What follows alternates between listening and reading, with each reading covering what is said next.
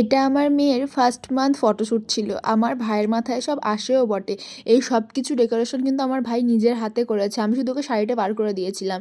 Light set করা থেকে এইসব বাসনপত্রকে এই বাইকের মতো স্টাইল দেওয়া থেকে সব কিছু। আর তোমরা ভাবছো শুধু শাড়িটা পাতা আছে? না, না। শাড়ির নিচে ২ টো পাতলা ব্ল্যাঙ্কেটগুলো পাতা আছে। আমার থেকে আমার ভাইয়ের তো বেশি ভাগ্নির প্রতি দরদ। বলছে কি না শুধু শাড়ি পাতলে হবে না কিন্তু। এখন এই সবে, সবে শীত পড়েছে। এখন কিন্তু ঠান্ডা লেগে যেতে পারে। আমি বললাম, "না রে বাবা, আমি ২ টো পাতলা ব্ল্যাঙ্কেট পেতে দিচ্ছি।" তখন তো আমি নিচু হয়ে কিছুই করতে পারছিলাম না, তাই আমার বুনি মা এরা একটু সাহায্য করে দিচ্ছিল। আর এখন দেখো আমার মেয়ে ওখানে কিছুতেই শুয়ে থাকবে না, কান্নাকাটি করছে। আর লাইট দেখে তো আরও বেশি ঘাবড়ে গেছে। ওদের এই ছোট বাচ্চাদের ফটোশ্যুট করা যে কী বড় চাপের, যারা মনে হয় ফটোশ্যুট করো তারাই বলতে পারবে। এই ডেকোরেশনটা যে কতবার ঘেঁটে দিয়েছে, কেঁদেছে, কিছুতেই ছবি ভিডিও তোলা যাচ্ছিল না। যাই হোক, অনেক কষ্টে আমার ভাই তুলেছে, অনেক ধৈর্য ধরে। ভাগ্নির জন্যই মনে হয় এত ধৈর্য ছিল।